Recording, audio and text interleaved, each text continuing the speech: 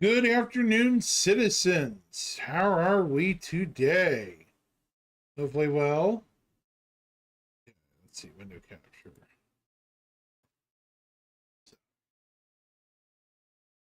It is time, my friends. It is time for Invictus once again.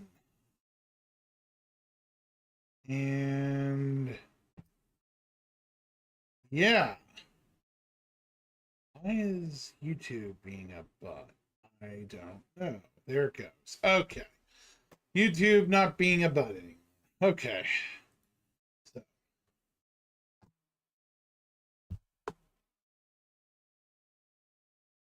Anyways, we're about to get started here. I will be going into the hall of spending money and taking a look around at stuff. So yeah, it's gonna be fun.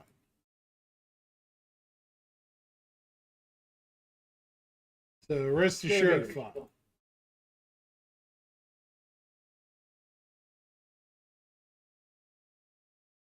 We shall be doing that. Anyways, I figured I would cover the changes to the page, the pledge store and all that before we begin. And we're also going to watch SCL. And then we're going to go into the PU, which I believe is now 323.1, and check out, the first 2 days of Invictus, which should be fun. So here we go. Anyways, for those of you who haven't done this, this is one of the 2 big drives of revenue for Star Citizen every year. And there's a lot of things they sell that are exclusive to this event. This one's primarily the military focus, so combat focused stuff. So yeah. This year I'm going to start from least interesting to most interesting things. Hang on, let me see if I can do this. Relevancy.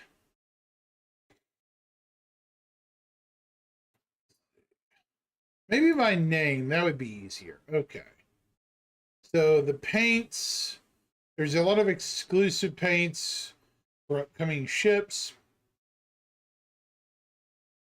And, actually, let's start with ships, shall we? Standalone ships. Start at the very top of things that are affordable. A lot of people were expecting the Polaris to be flyable for IAE, or ILW, but it's not going to be. John Crew kind of says it'll be IAE, so we'll see. The Perseus, of course, is here for sale. It's probably going to be the next big ship after the Galaxy. We also have the Apollos. Most everything on this part of the list is fluctuates. The Polaris, Perseus, everything up here pretty much fluctuates throughout the year, except the Mole, which is pretty much the largest, most expensive ship they typically sell throughout much of the year. I own this medevac, the Apollo. It's probably the one I prefer because it is extra armor and weapons. I love the color scheme too. Then you have the Mercury, the Triage. By the way, these are your primary medical hospital ships. This is your Corvette. Now, oddly, the Perseus's description describes it as a frigate. So, yeah, I don't know how to explain that. I do love it's above the deck bridge. The Zeus Mark II-A, the Terrapin. See, this is pretty much the whole store, basically. I just updated my Hull C to a Perseus. Hopefully we get the Perseus pretty soon. Okay, now most of this is old fodder, but you're going to notice some new friends. You have the Ursa Medevac. The Ursa Medevac is a brand new vehicle. This is basically the ground version of the Apollo Medevac or any of the other medical versions. It's going to be really essential for ground combat going forward, it seems like. Another thing they have that's new is the cargo MPUV car tractor or MPUV tractor.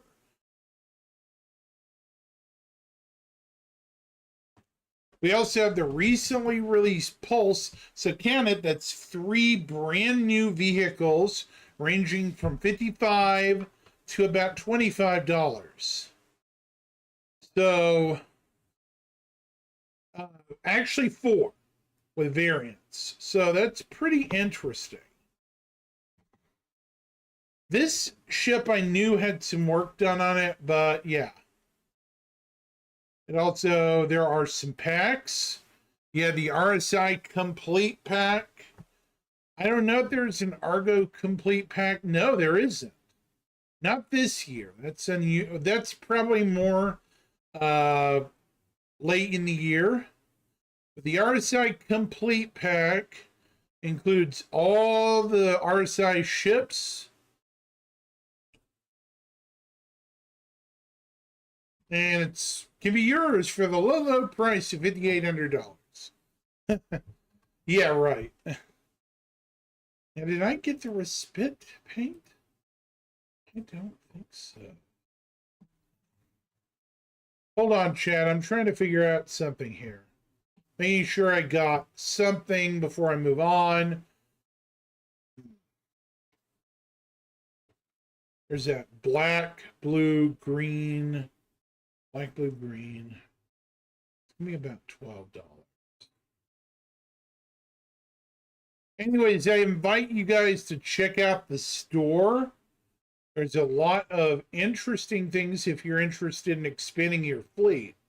I would not recommend going overboard at the moment. It's not worth it. But yeah, if you need anything to round out your fleet, now would be the time that's available. Now would be the time, because these ships technically are limited time runs, but only upgrade if you need to.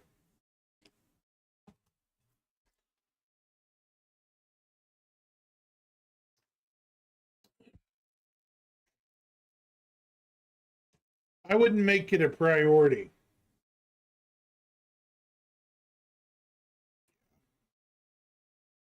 What I'm looking for is what I just bought. Okay.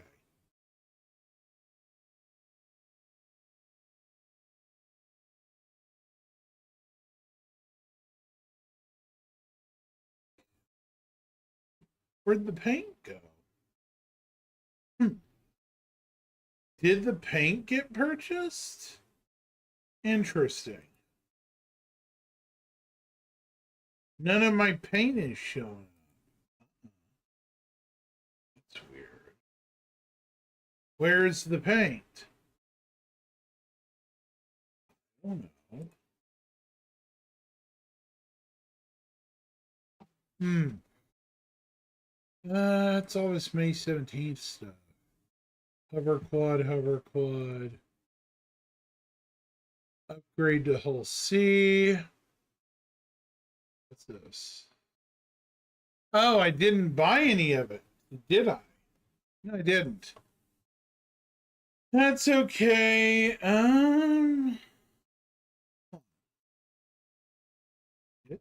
Is there anything? That's really weird. I thought I bought it.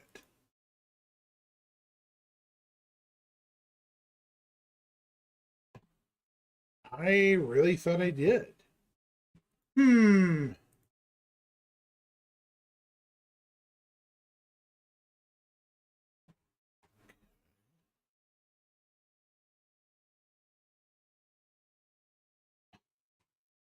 That's super weird. But okay.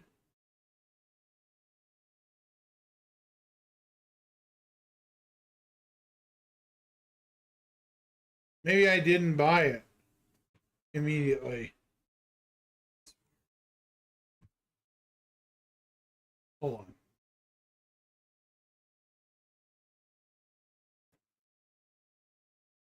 Okay. So what I'm looking for are not the pulse paints. It's not it. Already got that.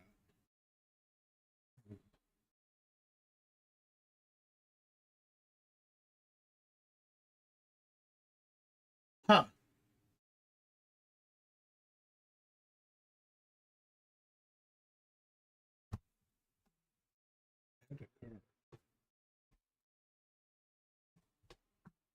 Maybe I didn't buy it. It's paint.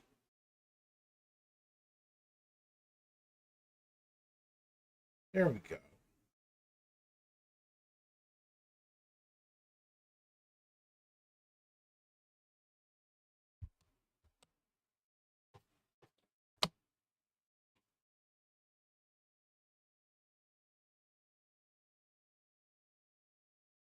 Yeah, looks like I didn't buy it initially.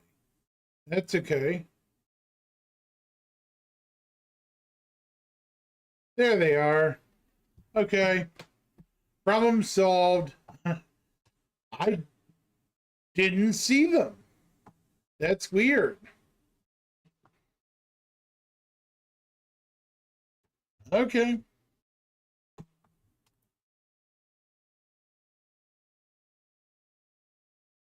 Super weird.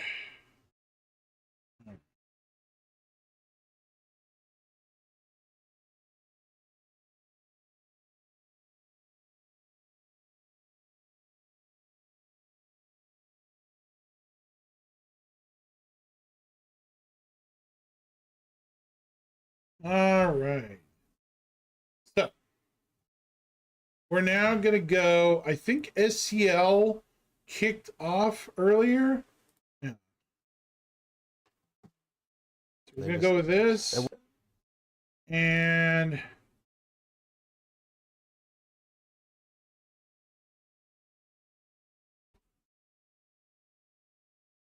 I noticed they didn't.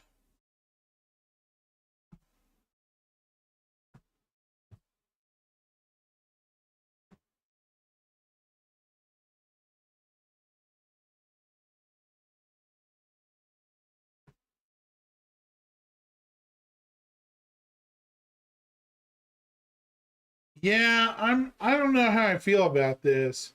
A lot of people didn't like this one because they didn't hardly do Q&A today.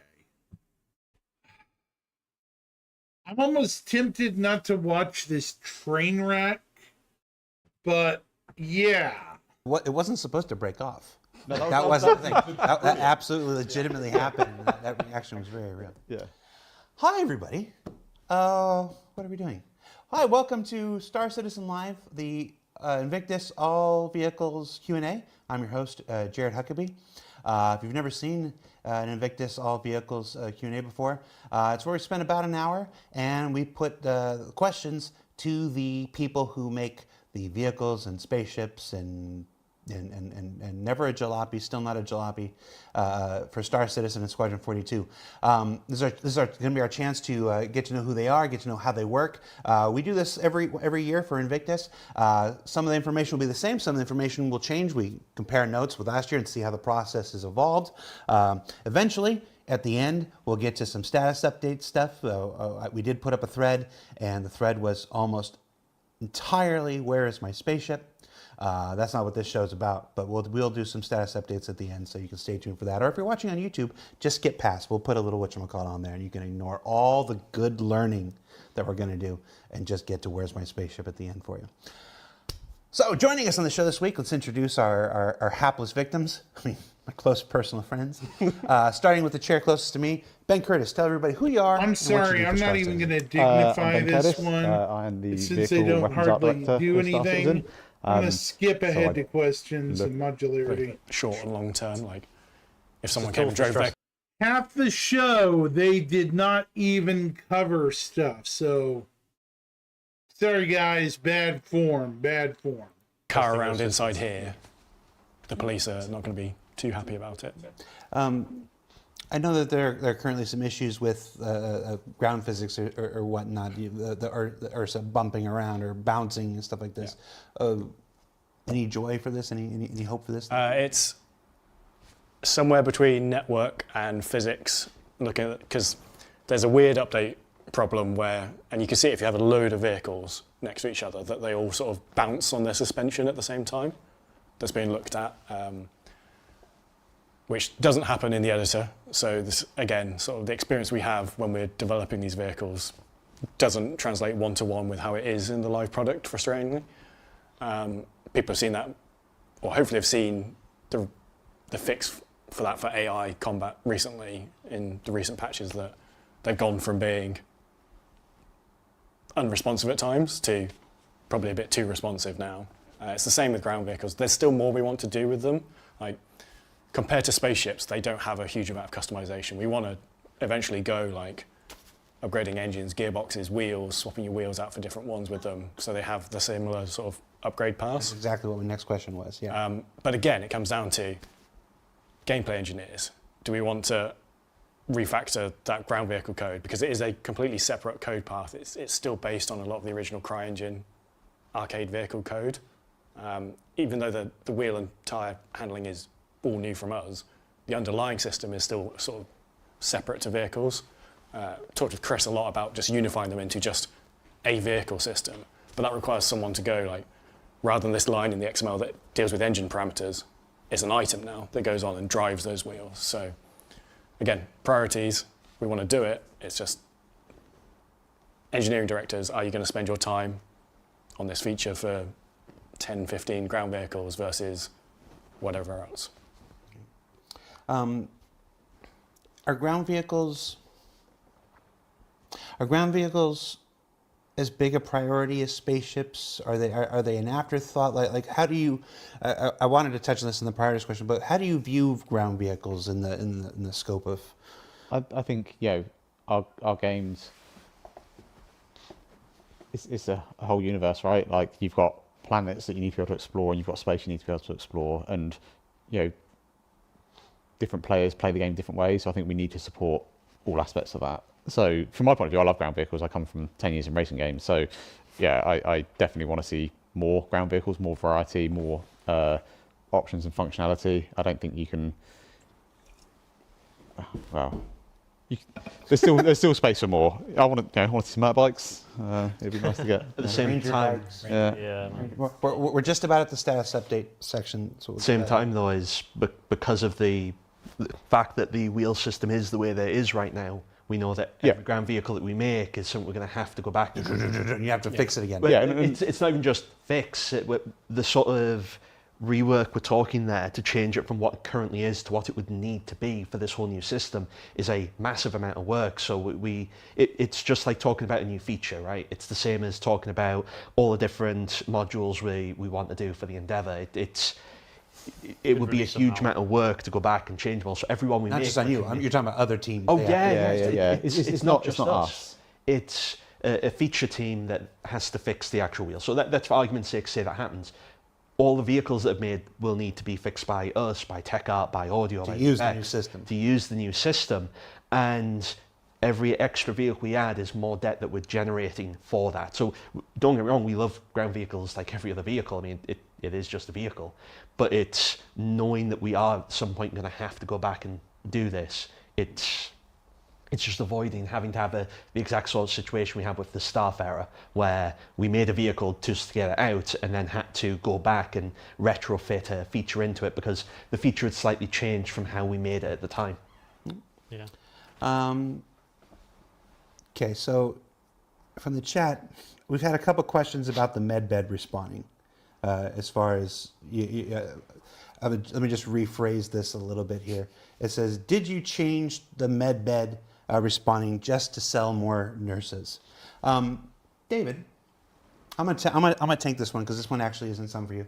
Let's do Space Dad Light. Do we have Space Dad Light? Space. There we go. Hi everybody. Space Dad here. The question: did you change med bed respawning just to sell more nurses? I went and talked to design director for Squadron 42 in the Precision Universe, Rick Porter. He was on the last Star Citizen Live. You met him along with Rick and Rich and JJ.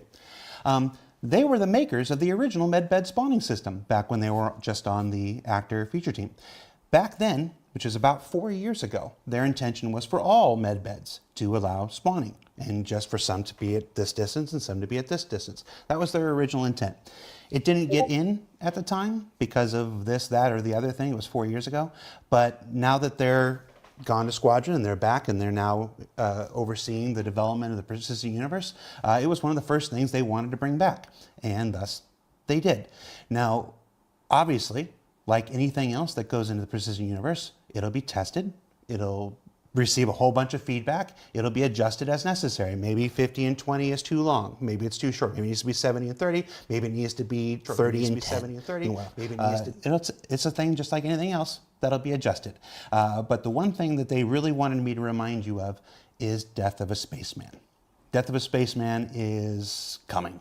I'm not going to sit here and say when, just otherwise to say that it's a lot closer now than it ever was at any point in the history of our development. And Death of a Spaceman will introduce a whole host of difficulties and challenges and detriments to your character should you choose to respawn over and over and over again. So looking at it through the context of Star Citizen today is of course natural and proper, and you absolutely should. And a lot of that feedback that we're seeing is because of how they're looking through it through the lens of Star Citizen today. But they are making decisions, laying the groundwork for Star Citizen of tomorrow and the day after and the day after. So remember Death of a Spaceman. You can still read an excellent write-up of it on the website. It's still pretty accurate. I think we're about due for an update. Actually, I'll talk to Rick about that and what the current intention of design for that is. I mean, we do have a big Citizen on event. Maybe we'll do it. That's not a promise. That's literally just me thinking off the top of the head. That might be a good topic for there. But yeah, keep that in mind, and that's coming. That's on its way. If that affects your purchase, if you don't want, just consent. Know that that's on its way before you buy, and enjoy getting back into the fight even quicker and more consequence-free for the time being. But that change is coming. So remember that. All right, let's do that. Whew. All right, we've made people sit through 55 minutes of this. We put up a thread at the beginning of the week collecting questions from the backers, and every single one. There were a couple outliers, and we worked them into the first half of the show, but almost every question was, where's my spaceship? Where's this? Where's that? Where's this other thing? Stuff like this. So we have a pretty big reveal and stuff. But I want to talk about set this up. Let's just talk about what's in the current pipeline. So that's really what it is. Because to be quite frank, if it's not in the current pipeline, if it's not being actively worked on right now, the answer is it's not being actively worked on. So we're going to talk about what is being actively worked on, and instead of sitting here for the next 15 minutes and saying, it's not that, it's not that, it's not that, it's not that, we're going to tell you what is being actively worked on, and you can infer that if your favorite ship name wasn't in that list and wasn't in this discussion that's about to happen, that it's not being actively worked on, and it will when we have time in the schedule and resources to tackle it. So John, Ben, whomever, no, let's make Corey do it. No. On the spot, Corey. What's actively in development? Right. So if you go back and look at the CitizenCon presentation we did, we had a sort of teaser video. There was 10 ships in there. We're, 6 months past CitizenCon now? 6 months to the next one. Mm-hmm. We're halfway through those ships now. So the 5 that have not been released from that video, they're all in production. Yep, they're all in production now. with the exception of the Legionnaire, they should all be within that 12-month window. Legionnaire, again, is going a bit further just because of gameplay. The gameplay teams can't support us for when we wanted to do it originally, which is fine. But there is also a lot more than that. When we did that video, people didn't know about the Sulan as well. So Santok Yai, X1s, Spirits, Hornet Mark IIs, Nursa. Nursa was in there. Firebird wasn't in there. So that wasn't like, here's 10 ships. These are the only 10 ships that we're delivering. We're doing more than that on the sly as well. Okay. So of ships that people know about, obviously some of those ships we haven't revealed yet. We're not going to sit here and reveal a ship that hasn't been revealed on the show. But of the ships that people know about, right now, they have a name and they're aware it existed. Maybe they've pledged for it. There's 2 from that video, and they're pretty much the 2 that people know about now. The first one is the Zeus. So the Zeus ES is coming at 4.0. We did the LOD 0 gate review for that yesterday. Yeah, so that was the one that Montreal kind of been working away since they've kind of moved on from the cutters. And yeah, it's just passed LOD 0 gate review. Smashed it. It's looking so good. So very, very excited to get that one. It's one of those ones that looks so terrifyingly good, you then have to go look at all the other things that and go, oh, we need to... We showed it to Chris last week, I think it was, and he was like, oh, it's setting new standards. And we're like, that's really, really good. It's a bit scary, but really, really good. So yeah, very, very happy with it. So Zeus is in development? So the Zeus ES is in development. That will come first at 4.0. The CL is coming after that, and then the MR will come a bit later. Okay. I know we're working on a couple variants of existing ships. I think Brand approved us to reveal that there's another... There's another Sabre, probably the one that people thought the Firebird was going to be. It's that. That should be soon, TM. Not giving dates. Another Sabre variant? Interesting. Another Sabre variant. Okay. So that makes 4, chat. 4 Sabres. And then, there's some of the other recent releases will be getting some variants. Okay. There's a lot of resource network stuff going on that's taking up a whole lot of your time. There's going through and retouching every single spaceship that's currently in game. Not all at once. You've got your top 10. So you're working on? It's going in 2 different parts. Like I was saying before, we can't partially do it. It's a whole new system for how resources get transported around the ship. So we can't have some doing it and some not. It's straight up a redo of the system. It would make no sense for some ships to use it and some not. They just wouldn't interact correctly with each other. So we've taken the most popular multi-crew ships, and they have got a full resource network pass where we've physicalized all the components inside the ship, so they're all physically there. They can be opened up, you can see them, you can repair them, whatever. That's with the top 10, not top 10, it's the most popular. It was the top 10, but some of them are variants of each other, so we've just taken the most popular ones. And everything else still needs a base level pass for resource network to actually allow them to function. So it's changes to their loadouts, adding the relays, and then making sure that they actually function, because we've got to remove the pipe system. We're also using it as an opportunity, what we mentioned at CitizenCon, where we talked about why the Zeus had way more shield generators than everything else. We're actually using 4.0 as the opportunity to do those changes. So there's a huge amount of changes to other ships as well with their component numbers and sizes and things. The ones mentioned before, that will all be physicalized. The others, they won't be physicalized, so they'll be invisible inside the ship, but you'll still be able to change their loadouts and things.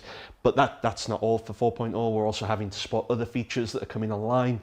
I won't go into too much details because it's other feature teams, but it's huge sweeps across all of the ships, and we need to get all that stuff delivered, because as we've had the stuff that everyone saw at CitizenCon come down into the PU, it doesn't just magically work. We need to actually go in and change the ships to actually get them to work with that. So we did the markup pass for all of the mini maps inside the ship, so you now get a nice map when you bring it all up. But this is all extra stuff that we spend time and takes resources to do. Right. So the Zeus. Yes. The 2 of the Zeuses this year. Yes. There's two of the Zeuses this year. That's not an easy thing. A couple variants of existing ships. Obviously, the brand new vehicles that folks can always expect to come through a thing that we're not going to spoil here.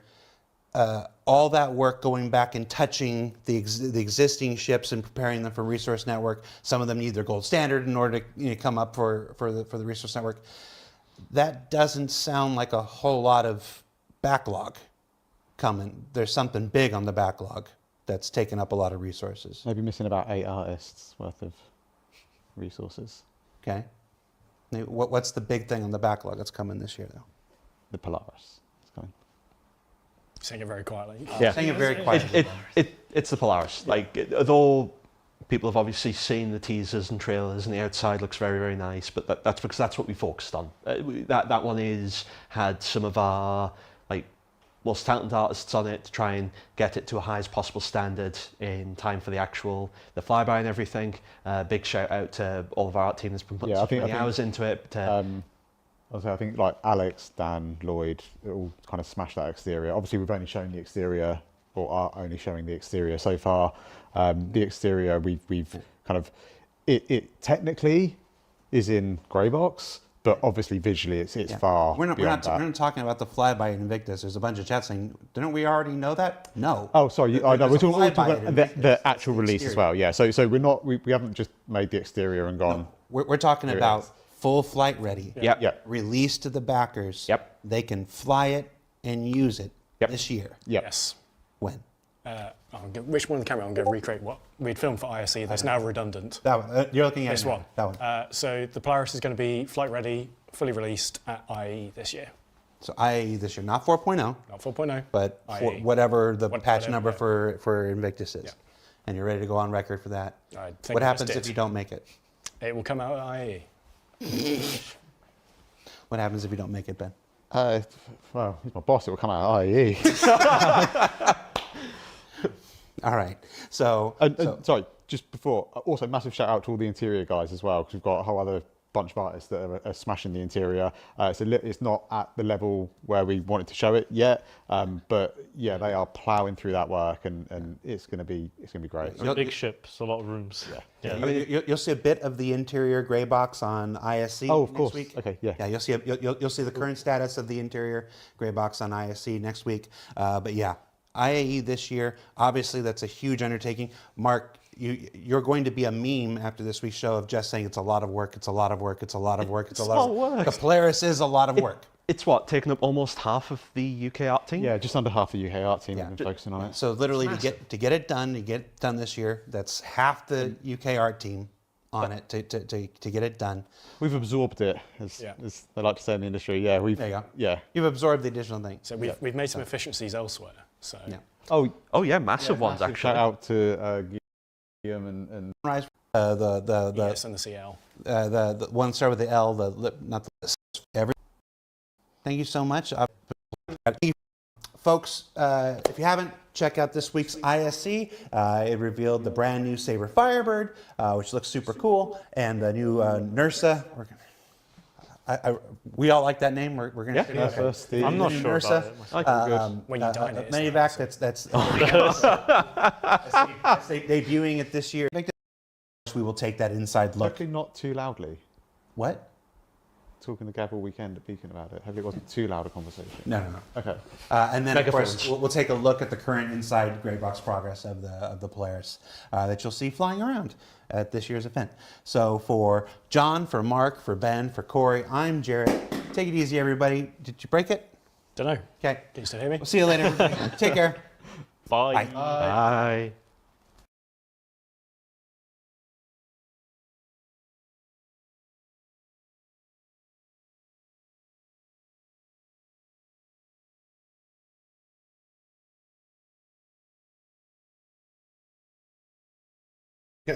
So before we jump into the persisting universe, we're going to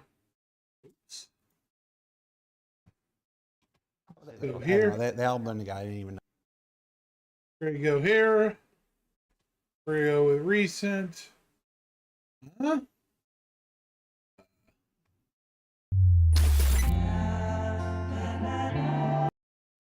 here. Okay. What we want is videos. We have the Ursa Medvac video, which is pretty awesome. You're probably thinking I'm a goner. Yes. Yes, we are. But the thing is, I've died 1,000 times. Because a regen has always been the strategy. Let's do this.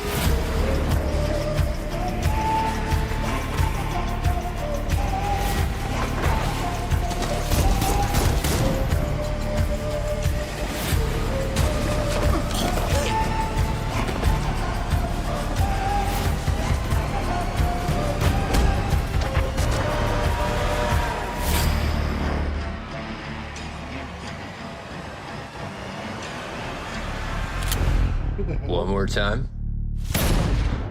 Yeah, apparently. I love low key how that helmet looks like a stormtrooper helmet. Awesome. But yeah.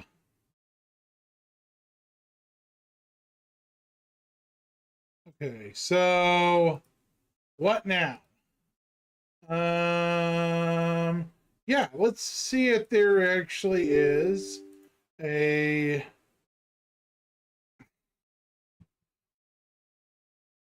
let's jump into live. Just live now. No PTU. Okay. Away we go into live. Yep.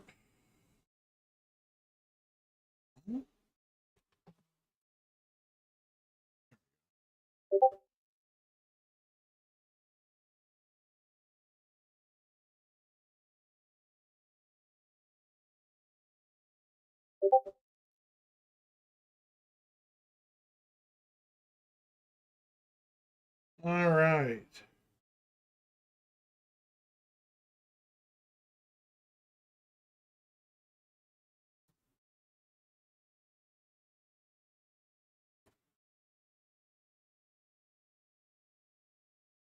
Okay.